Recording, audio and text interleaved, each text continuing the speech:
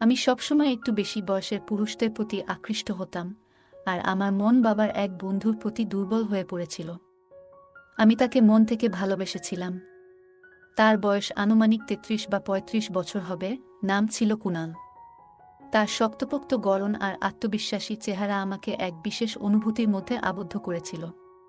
মনে হতো তার উপস্থিতিতে সব সমস্যার সমাধান হয়ে যেত এবং আমি নিরাপদ বোধ করতাম।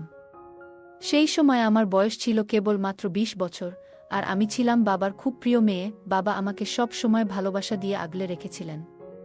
যদিও তখন ২০ বছর বয়স, কিন্তু মনটা ছিল এখনও সরল এবং নিষ্পাপ। কিন্তু একদিন এমন একটা ঘটনা ঘটল যা আমার জীবনকে পুরো পাল্টে দিল। হঠাৎ করেই মনে হলো আমি যেন ২০ থেকে এক লাফে ২৫ বছর বয়সের হয়ে গেছি। আমার জীবনে এমন এক সময় এলো যখন আমি নিজের থেকে আরও বড় হতে শুরু করলাম, বিশেষ করে ভালোবাসার অনুভূতির মধ্যে পড়ে আমি বাবার এক বন্ধুর প্রতি আকৃষ্ট হয়ে পড়েছিলাম, যার বয়স ছিল ৩৩ বছর। হয়তো এটি ছিল আমার অপরিপক্ক বয়সের আবেগ, যেটা সামলাতে আমি ব্যর্থ হয়েছিলাম। কিংবা বলা যায় সেটিই আমার প্রথম ভালোবাসা ছিল। তিনি বয়সে অনেকটাই বড় ছিলেন, কিন্তু আমার হৃদয়ের আবেগকে কিভাবে দমন করতাম। তাকে দেখলেই হৃদস্পন্দন বেড়ে যেত। মনে হতো যেন ভিতরে এক প্রবল ঝড় বইছে। মনে হতো এই মানুষটির সাথেই আমার ভবিষ্যৎটা জড়িয়ে আছে। আমি বুঝতে পারলাম কুনালকে আর নিজের কাছ থেকে দূরে সরিয়ে রাখা সম্ভব নয়। তাই সে দিন রাতে আমি তাকে ঘুমের ওষুধ দিয়ে, বন্ধুরা আজকের গল্পটা স্পেশাল, তাই কেউ মিস করো না। দয়া করে গল্পগুলো ভালো লাগলে ভিডিওটি লাইক, শেয়ার এবং চ্যানেলটি সাবস্ক্রাইবই করো প্লিজ। আমার নাম তানিয়া, বয়স তখন কমই ছিল। আমি দেখতে অনেক সুন্দর ছিলাম। গায়ের রং ছিল ফর্সা। যে কেউ আমাকে দেখলে মুগ্ধ হয়ে যেত। বাবা ছিলেন একজন সফল ব্যবসায়ী এবং কুনাল কাকু ছিলেন বাবার ঘনিষ্ঠ বন্ধু ও ব্যবসায়িক সঙ্গী। তাই তিনি প্রায়ই আমাদের বাড়িতে আসতেন। সেদিনের কথাই বলছি, যেদিন প্রথম আমার বাবার সাথে দেখা হলো কুনাল কাকুর। বাবা তখন মজা করে বললেন, এই হলো আমার ছোট্ট পাখি, আমার মেয়ে তানিয়া। আমি তো কুনাল কাকুর ব্যক্তিত্ব দেখে হতবাক হয়ে গিয়েছিলাম। কোথাও থেকেই তিনি আমার বাবার সমবয়সী বলে মনে হচ্ছিলেন না। বাবার বয়স ছিল প্রায় ৪০-৪২, আর কুনাল কাকুর বয়সও তেমনই হওয়া উচিত ছিল, কিন্তু তিনি তার বয়সের তুলনায় অনেক ছোট দেখাচ্ছিলেন। তার সুঠাম গড়ন দেখে আমি বিস্ময়ে তাকিয়েই রইলাম। বাবা বললেন, তানিয়া, কাকুকে নমস্কার করো। আমি নমস্কার করেছিলাম, কিন্তু তাকে কাকু বলতে পারিনি। আসলে কিছুই বলতে পারছিলাম না, শুধু চুপচাপ তাকিয়েই রইলাম। তখন তিনি মুচকি হেসে বললেন, তানিয়া, কি হলো? কিছু বলতে চাও কি? আমি কি বলবো বুঝতে পারছিলাম না, কিন্তু তার মেয়ে বলা আমার মনে কেমন যেন লাগলো। কেন জানি না, তার মুখ থেকে মেয়ে শুনে ভালো লাগছিল না। সেদিন আমি চুপচাপ ঘরে চলে গিয়েছিলাম। কিন্তু সেই দিন থেকেই কুনাল কাকুর প্রতি আমার একটা অন্যরকম অনুভূতি কাজ করতে শুরু করেছিল। তিনি এমন একজন আকর্ষণীয় মানুষ ছিলেন যাকে দেখে তরুণরাও লজ্জা পেত। এরপর থেকে আমার দিনরাত তার কথা ভাবতে থাকলাম। আমি প্রায়ই দেখতাম, কখনো কুনাল কাকু আমাদের বাড়িতে আসতেন, আবার কখনো বাবার সাথে অফিসে আমি যাওয়ার বায়না করতাম, যাতে তার সাথে দেখা হয়। নিজের এই অনুভূতির জন্য আমি নিজেই অবাক হতাম। ধীরে ধীরে নিজের প্রতি আরও বেশি মনোযোগ দিতে শুরু করলাম। কিন্তু তিনি যখনই আমাদের বাড়িতে আসতেন, খুব স্বাভাবিকভাবেই থাকতেন। বাবার সাথে কথায় ব্যস্ত থাকতেন, কাজ নিয়ে আমার দিকে তাকাতেনও না। যদিও আমি নানা অজুহাতে তার কাছে যাওয়ার চেষ্টা করতাম, কিন্তু তিনি সবসময় আমার পড়াশোনা নিয়ে কথা বলতেন। তার সেই আচরণ আমার একদমই ভালো লাগত না। তিনি আমাকে ছোট বাচ্চার মতো ট্রিট করতেন। আমি মাঝে মাঝে সাজগোজ করে তার সামনে আসতাম, বিভিন্ন কথা বলতাম। তিনি আমাকে ছোট বাচ্চা মনে করে আমার কথাগুলোকে হাসি দিয়ে উড়িয়ে দিতেন।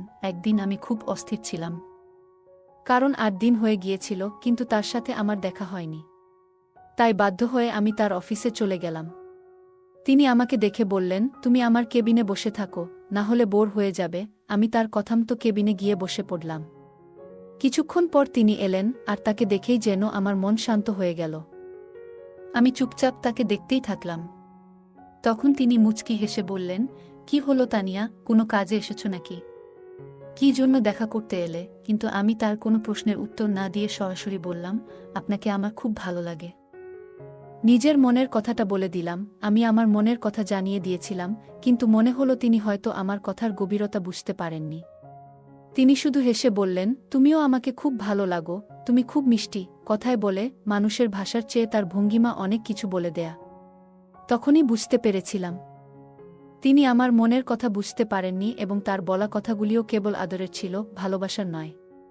হয়তো তিনি আমাকে ছোট একটি মেয়ের মতোই দেখছিলেন, কিন্তু এই ছোট্ট মেয়েটি তার ভালোবাসায় পুরোপুরি মগ্ন হয়ে পড়েছিল।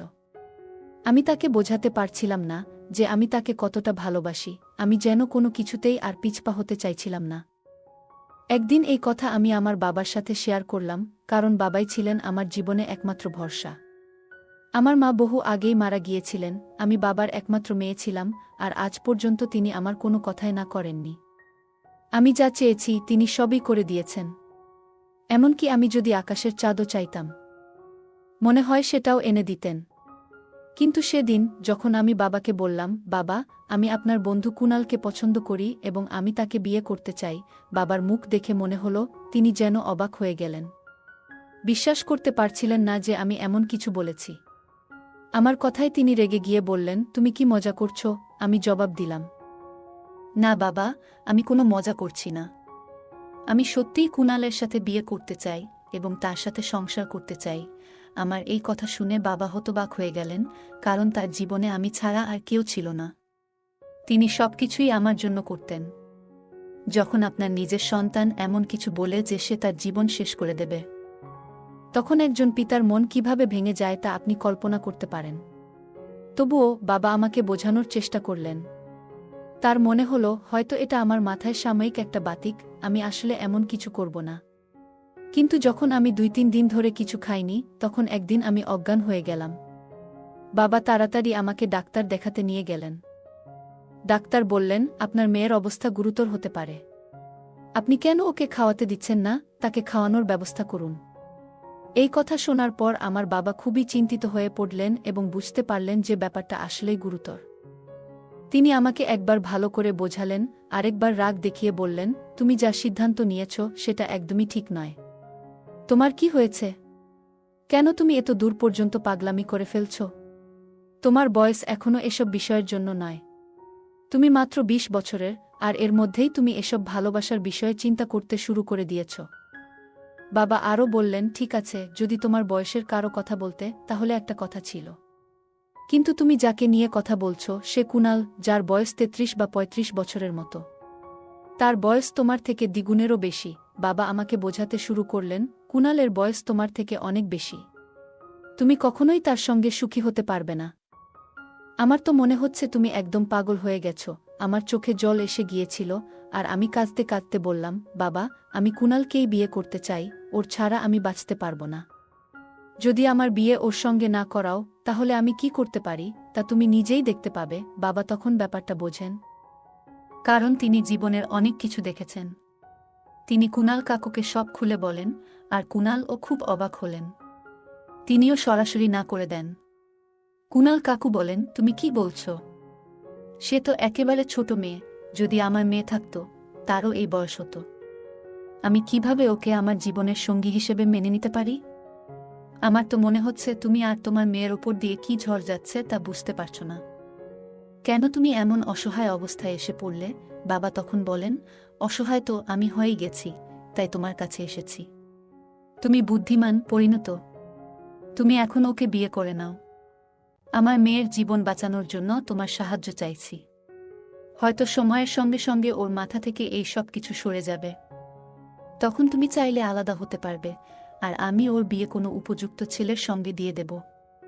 কিন্তু তার আগে যদি ও নিজেকে কিছু করে বসে, কিছু করে ফেললে পরে আমি কি করব? মানুষ তো শুধু কথা বানাতে থাকে। এসব কিছু কার জন্য? কার জন্য আমি এত কিছু অর্জন করছি? যদি সেই বিশেষ মানুষটা এই পৃথিবী ছেড়ে চলে যায়, তাহলে আমার জীবনে কিছুই আর বাকি থাকবে না। আমার বাবার জন্য তার বন্ধুকে বুঝিয়ে রাজি করানো সহজ ছিল না, কিন্তু এবার ব্যাপারটা আমার বাবার কাছেও পৌঁছে গিয়েছিল। তাই তিনিই ছিলেন একমাত্র ব্যক্তি যিনি এটি করতে পারতেন। যাই হোক, কোনোভাবে আমার বাবা সেই বন্ধুকে রাজি করাতে সক্ষম হয়েছিলেন। সম্ভবত সেই বন্ধুটিও ভেবেছিল, যদি তার অস্বীকারে আমি বড় কোনো ভুল করে বসি, তাহলে সারা জীবন সে নিজেকে দোষী মনে করবে, কারণ তার জন্যই কারো জীবন শেষ হয়ে যেত। শেষ পর্যন্ত সে রাজি হল, আর আমার সঙ্গে তার বন্ধুত্ব আবার নতুন করে শুরু হল, বিয়ে হয়ে গেল, আর আজ আমাদের বিবাহিত জীবনের প্রথম রাত। আমি নববধূর সাজে আমার ঘরে বসেছিলাম। কুণালও আমার বাবার মতোই ধনী ছিলেন, কারণ তিনি আমার বাবার ব্যবসার পার্টনার ছিলেন। তার আগে তিনি একবার বিয়ে করেছিলেন। তবে সেই সম্পর্ক 1 বছরের মধ্যেই শেষ হয়ে গিয়েছিল এবং তাদের কোনো সন্তানও হয়নি। যখন আমার বাবা আমাকে বিদায় দিচ্ছিলেন, তখন তিনি বলছিলেন, তুমি হয়তো সঠিক সিদ্ধান্ত নাওনি, কিন্তু মনে রেখো, তোমার জন্য আমি সবসময় আছি। যদি কোনোদিন তোমার মন বদলে যায় এবং এই সম্পর্ক থেকে বেরিয়ে আসতে চাও, তবে আমার কাছে ফিরে এসো। আমি জানতাম তিনি একজন পিতা, তার মনে অনেক কথা চলছিল। তবে আমি তাকে কি বলতাম? এখন আমি তো কুণালের সঙ্গেই আমার জীবন কাটানোর সিদ্ধান্ত নিয়েছি। কুণাল শুধু আমার স্বামী নয়, তিনি আমার জীবনের প্রধান আশ্রয় হয়ে উঠেছেন। আমি তো একজন নারী, এবং আমরা নারীরা আমাদের স্বামীদের ঘর থেকে শুধুমাত্র চূড়ান্ত বিদায়ী বের হই। আমার বয়স বেশি না হলেও আমি মনে মনে ঠিক করেছিলাম যে আমি কুণালকে খুশি রাখার সর্বোচ্চ চেষ্টা করব। একজন ভালো স্ত্রী হিসেবে নিজেকে প্রমাণ করব, যাতে তিনি একদিন বুঝতে পারেন যে আমাকে বিয়ে করার সিদ্ধান্ত সঠিক ছিল। সে ভেবেছিল এই সিদ্ধান্তটাই তার জীবনের সবচেয়ে সঠিক হবে। আমি কুণালের অপেক্ষায় ছিলাম, মনের মধ্যে নানা রকম স্বপ্ন আর আশার জাল বুনে। তাকে ভাবলেই আমার ভিতরে এক অদ্ভুত রোমাঞ্চের অনুভূতি তৈরি হতো। হৃদয়ের ধুকপুকানি যেন থামছিল না। কিন্তু বিয়ের প্রথম রাতেই এমন একটি ঘটনা ঘটল, যা আমাকে পুরোপুরি অবাক করে দিয়েছিল। যখন কুণাল ঘরে প্রবেশ করলেন, আমি সরে গিয়ে বসে তার দিকে তাকিয়েছিলাম, যেন প্রথম কথাটি শোনার অপেক্ষায়। ভেতরে ভেতরে আশা করছিলাম তিনি আমার ঘোমটা সরিয়ে আমাকে দেখে মুগ্ধ হবেন, হয়তো প্রশংসা করবেন। তখন আমার বয়স কম ছিল, আর নিজের সৌন্দর্য নিয়েই আমি মোহিত ছিলাম। বিয়ের সাজে নিজেকে আরও আকর্ষণীয় লাগছিল। কিন্তু কুণাল যা বললেন তাতে আমার সব আশা যেন মুহূর্তেই মিলিয়ে গেল। তিনি বললেন, তুমি এখনো জেগে আছো কেন? আমি ভেবেছিলাম তুমি ঘুমিয়ে পড়েছ। আমি হালকা হাসি দিয়ে বললাম, কিভাবে ঘুমাই? আজ তো আমাদের বিয়ের প্রথম রাত। আমি তোমার অপেক্ষায় ছিলাম, না চাইলেও। আমার মুখ লজ্জায় রঙিন হয়ে উঠল। কিন্তু কুণালের চোখে ছিল এক অদ্ভুত কঠোরতা। কিছুক্ষণ নীরবে তাকিয়ে থেকে তিনি বললেন, তোমার ইচ্ছের জোরেই এই বিয়ে হয়েছে। তবে এর মানে এই নয় যে আমরা এখানে নাটকের মতো সম্পর্কের অভিনয় করব। এসব ভুলে যাও, আর এখন গিয়ে পোশাক বদলে বিশ্রাম নাও। এই ঘর এখন থেকে তোমারই, আমার ঘর উপরে। কোনো কিছু দরকার হলে জানিও। কুণালের কথায় আমি অবাক হয়ে গেলাম। হতাশা ভরা কণ্ঠে বললাম, আপনি কি বলছেন? আজকের রাত আমাদের জীবনের একটি বিশেষ মুহূর্ত হতে পারত, যা আমরা চিরকাল মনে রাখতাম। আপনি কি সত্যিই অন্য ঘরে যাচ্ছেন? অথচ নতুন দম্পতির তো একই ঘরে থাকার কথা। আপনি এমন ব্যবহার করছেন কেন? আমি তো আপনাকে ভালোবাসি। তিনি গভীর শ্বাস ফেলে বললেন, দেখো, তোমার বাবাকে আমি কখনো এতটা অসহায় দেখিনি। সে নিজেই নিরুপায় ছিল, আর তুমি তাকে আরও বেশি নিরুপায় করে তুলেছিলে। তোমার কারণে এই বিয়েটা হয়েছে। তার কথা শুনে মনে হলো তিনি কিছু বলার চেষ্টা করছিলেন, যেন আমাকে বুঝাতে চাইছিলেন যে এই পরিস্থিতি তার জন্য সহজ নয়। কিন্তু শেষমেশ তিনি বললেন, যদি তুমি সত্যিই একটা বুঝদার হতে, তবে হয়তো আজকের রাতটা এমন হতো না। এখানে বসে থাকো না, ঘুমাতে যাও, তিনি বললেন, এবং আমার উত্তর শোনার আগেই চলে গেলেন। তার ঘর উপরের তলা ছিল। সকালে একজন কাজের লোক আমাকে জানালেন, সাহেবের ঘর তো উপরের দিকে। উনি আমাদের বলেছিলেন নিচে একটি ঘর পরিষ্কার করে দিতে। তাই আমরা এই ঘরটি সাজিয়ে রেখেছিলাম। তবে এখনও বুঝতে পারছি না সাহেব কার সাথে বিয়ে করেছেন আর কেন আপনার ঘর নিচে রাখা হয়েছে। কিন্তু উনি যা বলেন আমরা সেটাই করি। আমার স্বপ্ন যেন মুহূর্তেই ছিন্নভিন্ন হয়ে গেল। মনে হলো সব আশা মুছে গেল। এমন অবস্থায় কিভাবে জীবনের পথে চলব? কিন্তু বাবাকে তো সব কিছু বলা সম্ভব নয়। কিছু কথা শুধু স্বামী স্ত্রীর মধ্যেই সীমাবদ্ধ থাকা উচিত। তাই তাকে কিছুই জানাইনি, বরং এমনভাবে আচরণ করলাম যেন আমি খুবই সুখী। বাইরে থেকে সবাই মনে করল আমি খুশি, কিন্তু বাস্তবের সেই গল্প অন্যরকম। আমি সব সময় ভাবতাম আজ না হয় কাল আমি তাকে নিজের করেই পাব। কারণ হয়তো সে আমাকে এখনো ছোট বাচ্চা মনে করে আছে। কারণ আমার বয়স তার থেকে অনেক কম বলে হয়তো এমনটা সে ভাবছে। আমার একজন বান্ধবী ছিল যে অনেক আগে থেকেই বিবাহিত। আমি তাকে আমার সব কথা বললাম। সে হেসে বলল, আচ্ছা, তোমাকে তো একটু গাইড করতেই হবে। শোনো, নিজেকে একটু বেশি আত্মবিশ্বাসী এবং পরিণতভাবে উপস্থাপন করো। সবসময় সালোয়ার কামিজ পরে থেকো না, মাঝে মাঝে শাড়ি পরে স্বামীর সামনে যাও। দেখবে পরিবর্তন আসবে। আর হালকা সাজগোজ করতে ভুলবে না, তাতে পরিস্থিতি অনেক ভালো হবে। তোমাকে একটু পরিণতভাবে নিজেকে উপস্থাপন করতে হবে। আর কথা বলার সময় আরও স্বচ্ছন্দভাবে কথা বলো। চুলটা খোপা করে বাঁধো, যেন তোমাকে পরিণত দেখায়। সে এখনও তোমাকে ছোট ভাবছে, তাই এমন আচরণ করছে। কিন্তু তোমাকে বুঝিয়ে দিতে হবে যে তুমি আর ছোট নেই। বান্ধবীর কথাগুলো শুনে মনে হলো সে সঠিক বলেছে।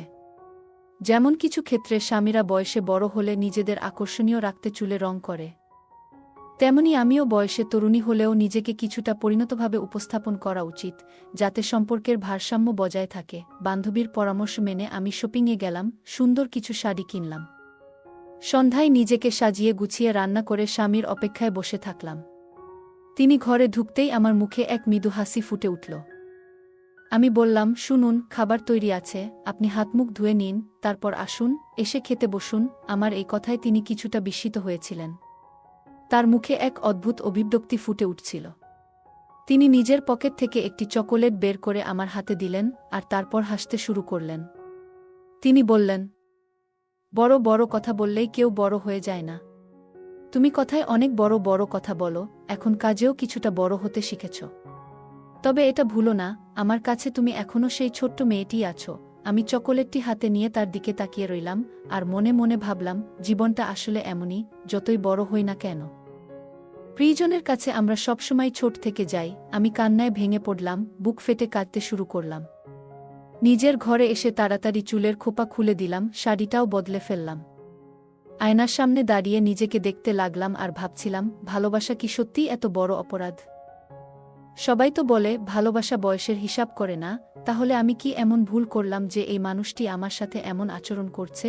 এই কষ্টের কথা কারো সাথে শেয়ার করতে পারছিলাম না, মনে হচ্ছিল আমি গভীর সমস্যায় পড়ে গেছি। নিজেকে নিয়ে কি করব সেটাই বুঝতে পারছিলাম না। একদিন তো সীমা ছাড়িয়ে গেল।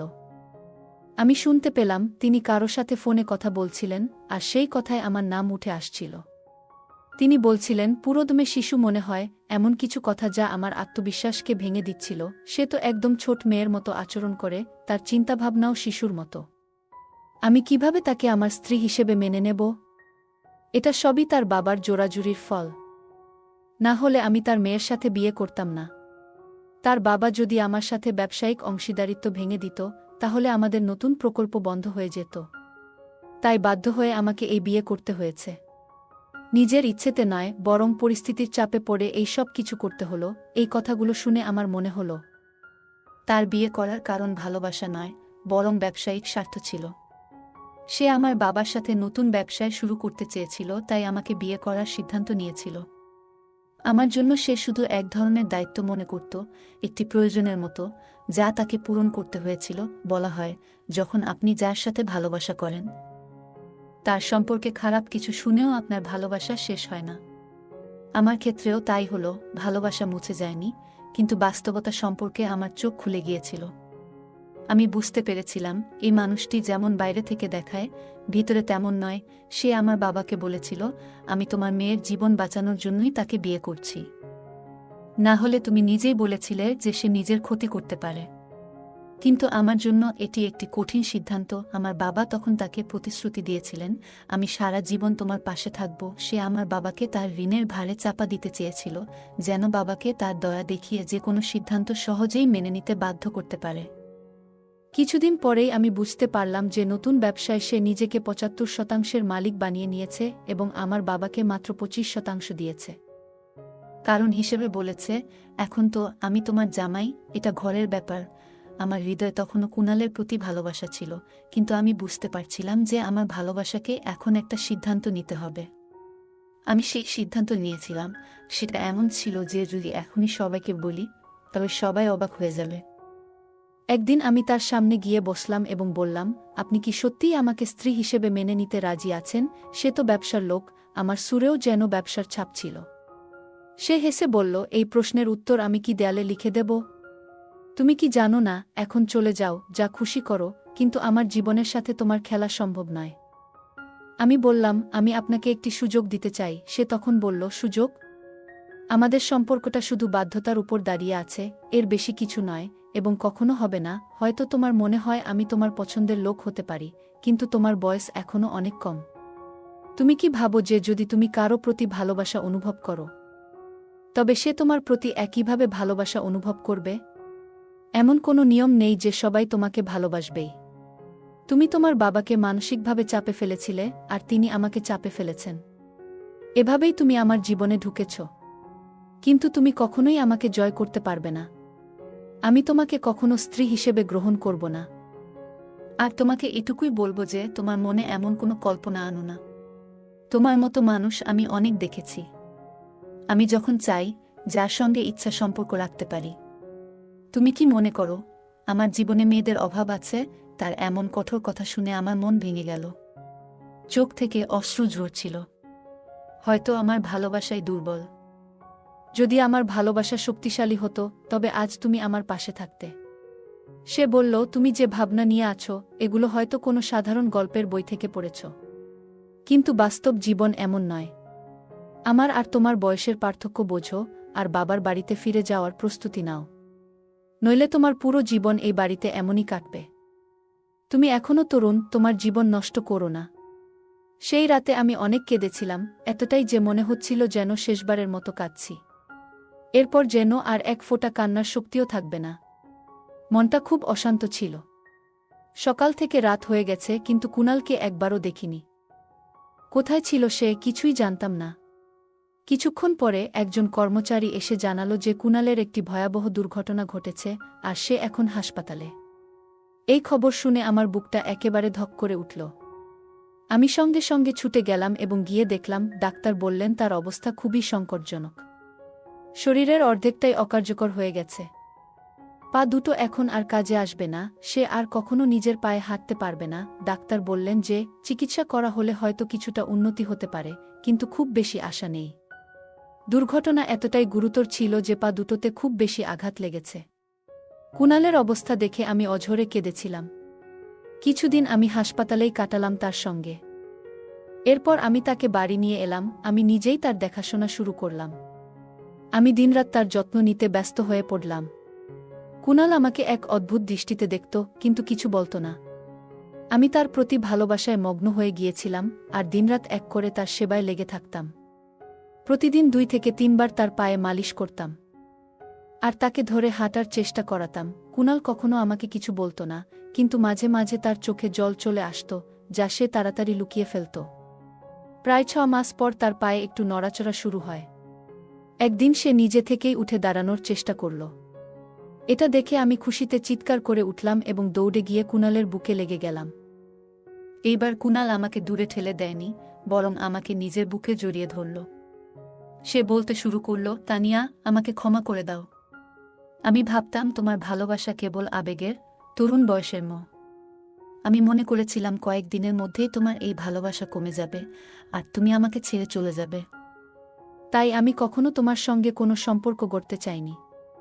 আমি ইচ্ছাকৃতভাবে তোমার মনে ভুল ধারণা তৈরি করার চেষ্টা করেছিলাম, যেন তুমি ভাবো আমার বিয়ে করার কারণ শুধুমাত্র তোমার বাবার সঙ্গে ব্যবসার উন্নতি। কিন্তু তবুও তুমি আমার প্রতি খারাপ মনোভাব পোষণ করনি। আমার কঠিন সময়েও তুমি পাশে ছিলে। তানিয়া, তোমার ভালোবাসার প্রতি আমি মুগ্ধ। এই কথা বলতে বলতে কুণাল আমার কপালে আলতো করে একটি চুমু দিল। এতদিনের পরিশ্রমে অবশেষে আমি সফল হলাম, কুণালের ভালোবাসা আমি অর্জন করলাম। কিন্তু কুণাল বেশি সময় দাঁড়িয়ে থাকতে পারল না, সে বিছানায় বসে পড়ল। তার পায়ে তখনও কিছুটা দুর্বলতা ছিল। ধীরে ধীরে আমার ভালোবাসা আর যত্ন কাজ করতে শুরু করল। একদিন কুণাল নিজে নিজেই উঠে দাঁড়াল এবং হাঁটা শুরু করল। এটা দেখে আমি এতটাই আনন্দিত হলাম যে আমার চোখে জল এসে গেল। এমন পরিবর্তন দেখে ডাক্তাররাও অবাক হয়ে গেলেন। এখন কুণাল পুরোপুরি সুস্থ। সেই রাতের খাবার খাওয়ার পর আমি আমার ঘরে চলে যাচ্ছিলাম। হঠাৎ কুণাল আমার হাত ধরল এবং বলল, তানিয়া, এখন থেকে তোমার জায়গা ওখানে নয়, আমার ঘরে। তুমি আজ থেকে আমার ঘরে থাকবে। এই বলে সে আমার হাত ধরে আমাকে তার ঘরে নিয়ে গেল। ঘরে প্রবেশ করতেই দেখি তাজা গোলাপের সুগন্ধ আমার নাকে এলো। পুরো ঘরটি যেন নতুন বউয়ের মতো সাজানো ছিল। আমি অবাক হয়ে কুণালের দিকে তাকালাম। তার চোখে এক ধরনের গভীরতা ছিল, আর তার অভিপ্রায় বুঝে আমি লজ্জায় তার বুকে মুখ লুকিয়ে ফেললাম। সেও আমাকে তার বাহুতে জড়িয়ে নিল। সেই রাতে আমাদের জীবনের নতুন অধ্যায় শুরু হলো। বিয়ের 1 বছর পর কুনাল আমার ভালোবাসা গ্রহণ করল এবং আমাকে তার স্ত্রী হিসেবে সম্মান দিল। আমি কুনালের সঙ্গ পেয়ে অত্যন্ত আনন্দিত হলাম। ঘুমিয়ে থাকা কুনালের মুখে এক অদ্ভুত নির্দোষতার ছাপ ছিল। আমি তার মুখের দিকে তাকালাম, আর আমার হৃদয় ভালোবাসায় ভরে গেল। আমি নিজেকে প্রতিজ্ঞা করলাম সারা জীবন কুনালের পাশে থাকব এবং প্রার্থনা করলাম যেন প্রতিটি জন্মে কুনালের মতো একজন সঙ্গী পাই। গল্পটা কেমন লাগলো জানাতে ভুলবে না। আরও মজার মজার রোমান্টিক গল্প শুনতে চাইলে ভিডিওটি লাইক, শেয়ার এবং চ্যানেলটি সাবস্ক্রাইব করতে এবং বেল আইকনটি ক্লিক করতে ভুলবে না। ধন্যবাদ।